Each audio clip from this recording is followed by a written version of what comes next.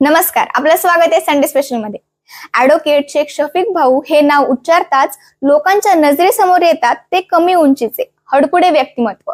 मात्र आपल्या कार्यकर्तृत्वानं मूर्ती लहान पण कीर्ती महान ही म्हण सार्थ करून दाखवली, असं त्यांचं सामाजिक आणि राजकीय क्षेत्रातील कार्य अमर्याद आहे। अनेक पक्षात आणि विविध कामांचा अनुभव घेत जिल्ह्याचे राजकारण बघूनच नाही तर स्वतः अनुभवून मोठे झालेले जनतेचे शफीक भाऊ यंदा विधानसभेत प्रवेश करणारच असा दावा त्यांच्यावर प्रेम करणारी खुद जनताच करीत आहे। सर्वांचे भाऊ आपले भाऊ शफीक भाऊ यंदा निवडून देऊ अशी भावना विधानसभेतील तमाम मतदारांच्या तोंडी असल्याचं दिसत आहे। सर्व जाती धर्मांना सोबत घेऊन जाणारा हा युवा नेता तत्वांशी तडजोड करीत नाही, हे नुकत्याच झालेल्या लोकसभा निवडणुकीसह यापूर्वी त्यांच्या भूमिकेतून दिसून आले। यामुळे त्यांची विश्वासार्हता एवढी वाढलेली आहे की शफीक भाऊ बस नाम ही काफी आहे अशी परिस्थिती झाली आहे। एका सर्वसामान्य कुटुंबातून पुढे येत कुठलीही राजकीय पार्श्वभूमी नसताना स्वतःच्या हिमतीवर व जीवाभावाच्या मित्रमंडळी आणि कार्यकर्त्यांसोबत जोडून कार्य करत त्यांची आजवरची ही मजल मारली आहे। म्हणूनच ते फक्त बीड शहरच नाही तर जिल्ह्याभरातील तरुणांच्या गळ्यातल्या ताईत झाले। फक्त तरुणच नाही तर वयस्कर व ज्येष्ठ मंडळीही त्यांना आदरानं व प्रेमानं भाऊच म्हणतात। बीड शहरातील बशीरगंज सारख्या गजबजलेल्या ठिकाणी AIMIM पक्षाचे बीड जिल्हाध्यक्ष शफीक भाऊ यांचं कार्यालय म्हणजे निवारा केंद्र झालंय। जिल्ह्याभरातील कुणाच्याही काहीही तक्रारी असो, कोणतेही प्रश्न असो, ते सोडवण्यासाठी जर लोक कुणाकडे सर्वप्रथम पाहत असतील तर ते म्हणजेच भाऊ। समस्येमध्ये अडकलेल्यांना त्यातून बाहेर पडण्यासाठी काय करावे लागेल किंवा कोणाची मध्यस्थी लागेल याचा विचार करता क्षणी सर्वप्रथम लोकांच्या डोक्यात व नजरेत आणि मनात येतात ते फक्त शफीक भाऊच। लोक भाऊंना फोनवरून किंवा कार्यालयात भेटून आपले गाऱ्हाणे मांडून ते सोडवण्यासाठी हक्कानं सांगतात व भाऊ ही लोकांना नाराज न करता प्रत्येक अडीअडचणी वेळी सर्वसामान्यांसाठी धावून जातात। म्हणूनच भाऊंबद्दल आजही बोललं जातं की एका राष्ट्रीय पक्षाचे जिल्हाध्यक्ष असूनही ते 80% समाजकारण आणि 20% राजकारण करतात। म्हणूनच राजकारणातील एक विश्वासपात्र व्यक्तिमत्व म्हणून भाऊ सर्व परिचित आहेत। शफीक भाऊंचा जन्म बीड शहरातच झाला। वडील सालेह मोहम्मद फाजल मोहम्मद मूळचे अंबाजोगाई तालुक्यातील होते। वडिलांना सरकारी नोकरी असल्यामुळं भाऊंचं लहानपण बीड आणि माजलगाव तालुक्यात गेलं। त्यांचे प्राथमिक व माध्यमिक शिक्षण बीड शहरातील संस्कार विद्यालयामध्ये झाले, तर उच्च माध्यमिक शिक्षण हे बलबी महाविद्यालयात झाले आणि पदवीधर शिक्षणासाठी LLB त्यांनी बीड शहरातील लॉ कॉलेजमध्ये पूर्ण केलं।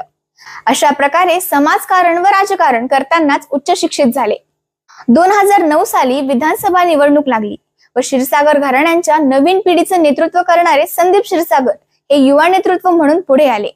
2009 साली विधानसभा निवडणूक लागली व क्षीरसागर घराण्याच्या नवीन पिढीचे नेतृत्व करणारे संदीप क्षीरसागर हे युवा नेतृत्व म्हणून पुढे आले। त्यांच्या सोबत झालेल्या मैत्रीमुळे त्यांच्या माध्यमातून जयदत्त क्षीरसागर यांच्या सोबत जाऊन युवकांचा मोठा मेळावा घेत राष्ट्रवादी पक्षात प्रवेश केला व याच वर्षी जयदत्त क्षीरसागर हे विधानसभेत 78,000 पेक्षा जास्त मतांनी विजयी झाले। यात भाऊंचाही सिंहाचा वाटा होता।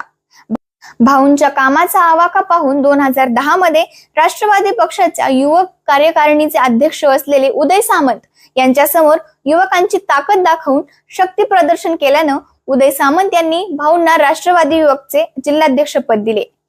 या पदावर सलग 9 वर्ष जिल्हाध्यक्ष म्हणून राहिलेल्या भाऊंचा हा विक्रम अद्यापही अबाधित आहे। एवढा मोठा कालावधी आजपर्यंत या पदावर कुणालाही राहता आलं नाही। सतत 9 वर्ष हे पद भूषवितांना पक्ष व युवकांच्या माध्यमातून संघटन वाढविण्याचं कार्य भाऊंनी सातत्याने केलं। युवकांच्या माध्यमातून कार्यकर्ता प्रशिक्षण शिबिर, रक्तदान शिबिर, लोकहितवादी विविध आंदोलने, धरणे, उपोषणे यात सतत सक्रिय सहभाग नोंदविला। 2011 साली बीड नगर परिषदच्या निवडणुकीत 46 पैकी 45 नगरसेवक राष्ट्रवादी काँग्रेस पक्षाचे निवडून आणण्यात सुद्धा भाऊंचा खारीचा वाटा होता। जिल्हा परिषद पंचायत समिती निवडणूक क्षेत्रात युवक संघटना वाढविण्याचं कार्य सुद्धा जिल्ह्यातील 11 तालुक्यात प्रामाणिकपणे केलं। 2014 साली लोकसभा निवडणुकीत सुरेश धस हे पक्षाचे उमेदवार होते, त्यावेळी सुद्धा पक्षाचे प्रवक्ते व प्रचार प्रमुख म्हणून भाऊंनी जिल्हा पिंजून काढला होता। मात्र मोदी लाटेमुळे धस यांचा त्यावेळी पराभव झाला 2014 सालीच विधानसभा निवडणुकीत एकीकडे मोदी लाटेमध्ये भले भले गारद होत असताना जयदत्त क्षीरसागर यांचा भाऊंनी 2009च्या जोमातच प्रचार व प्रसार केला आणि जयदत्त क्षीरसागर विजयी झाले. जयदत्त क्षीरसागर हे बीड विधानसभा मतदारसंघात दोनदा आमदार म्हणून निवडून येण्यात भाऊंचा खारीचा वाटा होता. या निकालानंतर राष्ट्रवादीचे युवक जिल्हाध्यक्ष निरंजन डावखरे, उमेश पाटील यांच्यासोबत पुन्हा एकदा जिल्हाध्यक्ष म्हणून काम करण्याची संधी भाऊंना मिळाली. 2016 साली बीड नगर परिषद निवडणुकीत क्षीरसागर काका पुतण्यांमध्ये वितुष्ट येऊन त्यांचे 2 गट झाले. एका गटात आमदार जयदत्त क्षीरसागर व नगराध्यक्ष डॉक्टर भारतभूषण क्षीरसागर, तर दुसऱ्या गटात पुतणे संदीप क्षीरसागर होते. संदीप क्षीरसागर यांनी दोन्ही काकांच्या विरोधात जाऊन विद्रोह केला व काकू नाना आघाडी स्थापन करून बीड नगर परिषदेची निवडणूक ताकदीने लढवली. त्यावेळी भाऊंनी दोन्ही गटाकडे स्वतःसाठी नगराध्यक्ष पदाची उमेदवारी मागितली, परंतु दोन्ही गटांनीही भाऊंना आश्वासन देऊन दगाबाजी केली. यामुळे भाऊ नाराज होऊन दोन्ही गटापासून अलिप्त राहण्याच्या निर्णयापर्यंत आले होते. ही नाराजी राष्ट्रवादी काँग्रेस पक्षाला महागात पडेल. ही बाब हेरून राष्ट्रवादी काँग्रेस पक्षाचे तत्कालीन प्रदेशाध्यक्ष सुनील तटकरे, धनंजय मुंडे, तत्कालीन आमदार अमरसिंग पंडित, जयदत्त क्षीरसागर या सर्वांनी भाऊंची मनधरणी करून विनंती केली की त्यांनी राष्ट्रवादी पक्षाचं काम करावं. या सर्व वरिष्ठ नेत्यांच्या विनंतीला मान देऊन भाऊंनी राष्ट्रवादी पक्षाचं काम सुरूच ठेवलं. विशेष म्हणजे त्यावेळी AIMIM पक्षाकडून भाऊंना नगराध्यक्ष पदाच्या तिकिटाची संधी मिळत होती. मात्र राष्ट्रवादी पक्ष व नेत्यांवर विश्वास असल्यामुळं भाऊंनी AIMIM कडून मिळणार असलेली संधी नाकारली व राष्ट्रवादी पक्षाचे प्रचार कार्य बीड नगर परिषद निवडणुकीत धडाक्यात केले.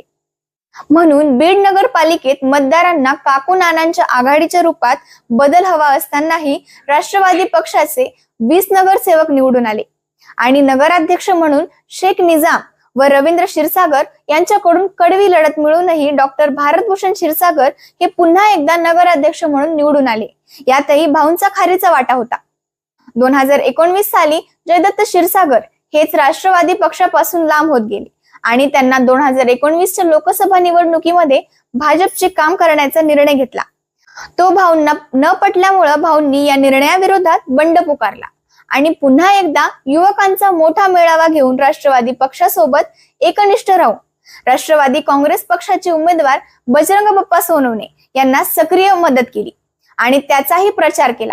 लोकसभा निवडणुकीच्या निकालानंतर जयदत्त क्षीरसागर यांनी राष्ट्रवादी पक्षाला सोडचिठ्ठी देत शिवसेनेत प्रवेश केला व मंत्रीपद पदरात पाडून घेतलं. यानंतर भाऊंचा आणि त्यांचा संबंध तुटला. लोकसभा निवडणुकीच्या वेळी धनंजय मुंडे आणि अजित पवार यांनी पक्षीय पातळीवर भाऊंना जे आश्वासन दिलं होतं ते या दोघांनीही पाळलं नाही व त्यांनी पुन्हा एकदा भाऊंसोबत दगाफटका केला आणि या नेत्यांनी दिलेलं आश्वासन न पाळल्यामुळे भाऊंनी राष्ट्रवादी काँग्रेस पक्षाला सोडचिठ्ठी देऊन AIMIM पक्षात प्रवेश केला. 2019ची विधानसभा निवडणूक ही भाऊंनी AIMIM पक्षाच्या तिकिटावर लढवली, परंतु त्यात त्यांना पराभव पचवावा लागला.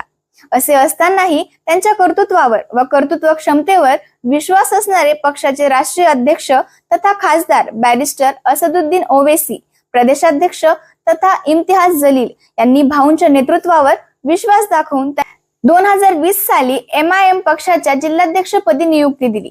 या पदावर भाऊ सध्याही कार्यरत आहेत. जर व्हिडिओ आवडला असेल तर व्हिडिओला लाईक करा आणि अशाच नवनवीन अपडेटसाठी संडे स्पेशल YouTube चॅनलला सबस्क्राईब करा.